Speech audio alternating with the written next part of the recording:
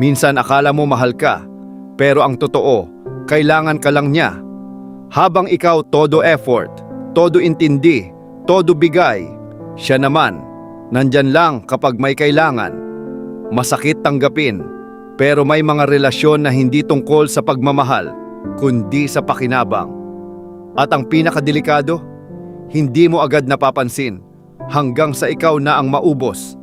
Sa video na ito, pag-uusapan natin ang 10 red flags na ginagamit ka lang ng isang babae at kung paano mo ito haharapin gamit ang stoic mindset. Una, nandyan lang siya kapag may kailangan.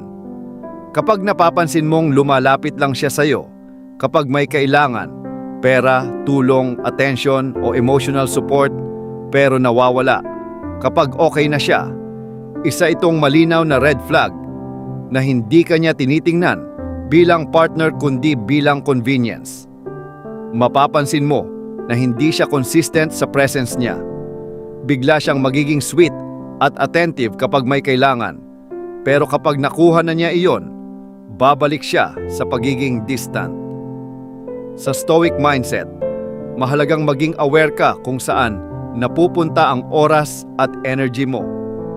Hindi mo kailangang ibigay ang sarili mo sa taong nandyan lang kapag convenient sa kanya, dahil ang tunay na connection ay hindi lang nakabase sa pangangailangan, kundi sa genuine na presence at mutual na effort.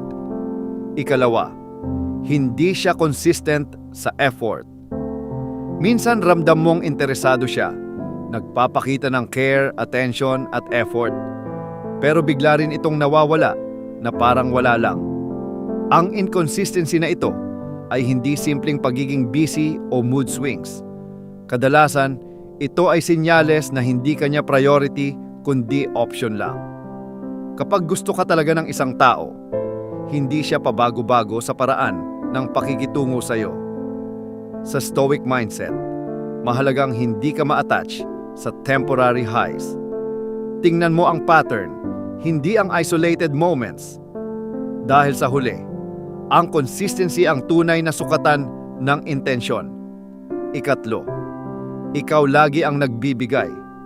Kapag napansin mong ikaw na lang lagi ang nag-i-initiate, ikaw ang unang nagme-message, ikaw ang nag-a-adjust ng oras, ikaw ang nagbibigay ng effort, habang siya ay tumatanggap lang, hindi na ito healthy balance. Unti-unti kang nauubos habang siya ay nasasanay na tanggapin lang ang binibigay mo.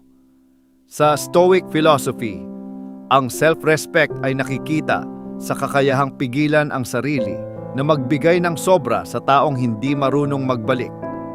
Ang relasyon ay hindi dapat isang direksyon lang. Dapat ito ay palitan ng effort, hindi isang side lang ang laging nagbibigay. Ikaapat, hindi siya interesado sa buhay mo. Kung napapansin mong hindi siya nagtatanong tungkol sa goals mo, struggles mo, o kung anong nangyayari sa buhay mo, malaking senyales ito na hindi ka niya tinitingnan bilang mahalagang bahagi ng mundo niya. Maaaring interesado siya sa kung ano ang kaya mong ibigay, pero hindi sa kung sino ka bilang tao. Ang taong may tunay na intensyon ay curious sa kwento mo, sa pangarap mo, at sa mga pinagdadaanan mo. Sa stoic mindset, mahalagang makita mo ang kaibahan ng attention at genuine interest, dahil hindi lahat ng nagbibigay ng oras ay tunay na may malasakit. Ikalima, may favor kapag may kapalit.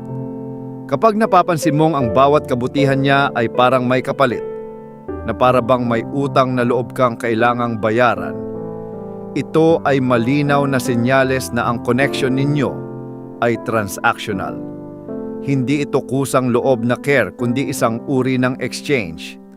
Sa ganitong sitwasyon, hindi ka niya pinapahalagahan bilang tao, kundi bilang someone na may maibibigay. Sa stoic mindset, mahalagang makilala ang ganitong dynamics dahil ang tunay na relasyon ay hindi nakabase sa bigay at bawi, kundi sa kusang pagbibigay ng walang hinihintay na kapalit. Ika-6, hindi siya present sa mahihirap na panahon. Kapag ikaw na ang may problema, kapag ikaw na ang nangangailangan ng support, bigla siyang nawawala o nagiging distant. Pero kapag siya ang may pinagdadaanan, inaasahan niyang nandyan ka. Ito ang isa sa pinakamasakit na red flag dahil dito mo makikita kung gaano kanya pinahahalagahan. Ang tunay na connection ay hindi lang sa saya, kundi lalo na sa hirap. Sa stoic mindset, mahalagang makita ang katotohanan sa actions ng tao, hindi sa salita, dahil ang taong tunay na may malasakit ay hindi nawawala kapag ikaw ang nangangailangan. Ikapito, ginagamit ka para sa validasyon. Kapag kinakausap ka lang niya para maramdaman niyang may nagmamahal sa kanya, may humahanga, o may nagbibigay sa kanya ng atensyon, pero hindi niya kayang ibalik ang parehong energy, ginagamit ka niya bilang emotional support system. Ikaw ang nagbibigay ng reassurance habang siya ay tumatanggap lang. Sa ganitong setup, unti-unti kang nauubos dahil nagbibigay ka ng emosyon nang walang kapalit. Sa stoic mindset, mahalagang matutunan mong protektahan ang sarili mong energy. Hindi lahat ng nangangailangan ng atensyon ay deserving nito. Ikawalo, hindi siya committed, pero ayaw ka rin bitawan. Isa ito sa pinaka-confusing at emotionally draining na sitwasyon. Hindi siya nagbibigay ng malinaw na commitment, hindi defined ang status ninyo, pero ayaw ka rin niyang tuluyang mawala. Patuloy kanyang kinakausap. Pinaparamdam na may connection, may care, minsan may lambing, pero kapag usapang seryoso na o commitment na, bigla siyang umaatras. Para kang nakahold, hindi ka pinipili, pero hindi ka rin pinapalaya. Bakit? Dahil may pakinabang ka sa kanya. Maaaring emotionally nandyan ka para sa kanya. Mentally may comfort siya sa iyo. O sa convenience, na alam niyang lagi kang available. Sa stoic mindset, mahalagang harapin ang katotohanan kahit masakit. Kung hindi ka niya kayang piliin ng buo, hindi ka niya pinapahalagahan ng buo. At kapag patuloy kang nananatili sa ganitong sitwasyon, unti-unti mong tinatanggap ang bare minimum bilang sapat. Tandaan mo, ang taong tunay na sigurado sa iyo ay hindi ka iiwan sa confusion. Kaya hindi mo kailangang manatili sa connection na walang direksyon dahil ang taong may self-respect ay pinipiling umalis sa lugar kung saan hindi siya pinipili ng malinaw at buo. Ikasiyam, pinaparamdam niya na hindi ka sapat. Minsan, hindi ito direkta, walang malinaw na insulto, walang harsh na salita, pero mararamdaman mo, parang lagi kang kulang, parang may kailangan ka pang patunayan para maging sapat sa kanya.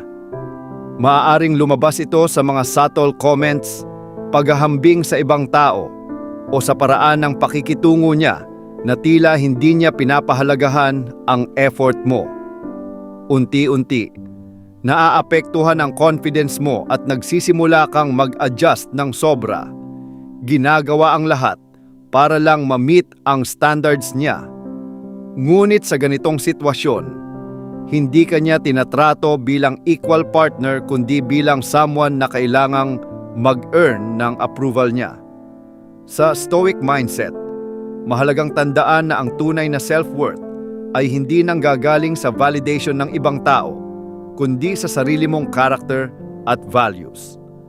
Ang taong nagpaparamdam sa iyo na kulang ka ay hindi ang taong dapat mong patunayan ang sarili mo. Dahil ang tamang tao ay hindi ka ipaparamdam na hindi sapat. Makikita niya ang halaga mo nang hindi mo kailangang ipaglaban o ipakita pa ng sobra. Ikasampo, hindi ka nirerespeto. Sa huli, lahat ng red flags na ito ay bumabalik sa iisang bagay, kawalan ng respeto. Kapag hindi ka nirerespeto, sa oras mo, sa effort mo, sa emosyon mo, kahit anong gawin mong adjustment o pagbibigay, hindi iyon magiging sapat. Mapapansin mo ito sa maliliit na bagay. Hindi niya pinapahalagahan ang oras mo. Hindi niya kinoconsider ang nararamdaman mo. At madalas, ikaw ang kailangang umintindi kahit ikaw ang nasasaktan. Ang respeto ang pundasyon ng anumang relasyon. Kapag wala ito, kahit gaano pa kalakas ang attraction o connection, unti-unti itong babagsak. Sa Stoic mindset, hindi mo kailangang ipaglaban ang sarili mo sa taong hindi kayang ibigay ang basic na respeto dahil ang tunay na halaga mo ay hindi nakadepende sa pag-approve nila sa iyo. Ang tunay na lakas ay makikita sa kakayahang manatiling kalmado, panatilihin ang dignidad, at piliing lumayo sa sitwasyon na hindi na nagbibigay ng halaga sa iyo. Dahil sa huli, ang taong marunong magpahalaga sa sarili ay hindi nagtatagal sa lugar kung saan siya binabalewala. Pinipili niya ang sarili niyang kapayapaan kaysa manatili sa isang relasyon na unti-unting sumisira sa kanyang self-worth. Minsan ang pinakamahirap tanggapin ay ito: hindi ka minahal, ginamit ka lang. At mas masakit pa, ginawa mo ang lahat, nagbigay ka ng oras, effort at emosyon, pero sa huli, hindi pala iyon sapat para sa taong hindi marunong magpahalaga. Pero tandaan mo ito: ang halaga mo ay hindi nasusukat sa paraan ng pagtrato ng maling tao. Hindi mo kailangang patunayan ang sarili mo sa taong hindi kayang makita ang value mo. Kapag natutunan mong piliin ang sarili mo, mag-set ng malinaw na boundaries, at magkaroon ng lakas ng loob na lumayo kahit masakit, doon nagsisimula ang tunay na pagbabago. Doon nagsisimula ang glow up na hindi lang panlabas, kundi panloob, sa mindset, sa respeto sa sarili, at sa standards na hindi mo na kayang ibaba. At darating ang araw na makikita kanila ulit, mas tahimik, mas matatag, mas buo, at doon nila marirealize ang nawala sa kanila.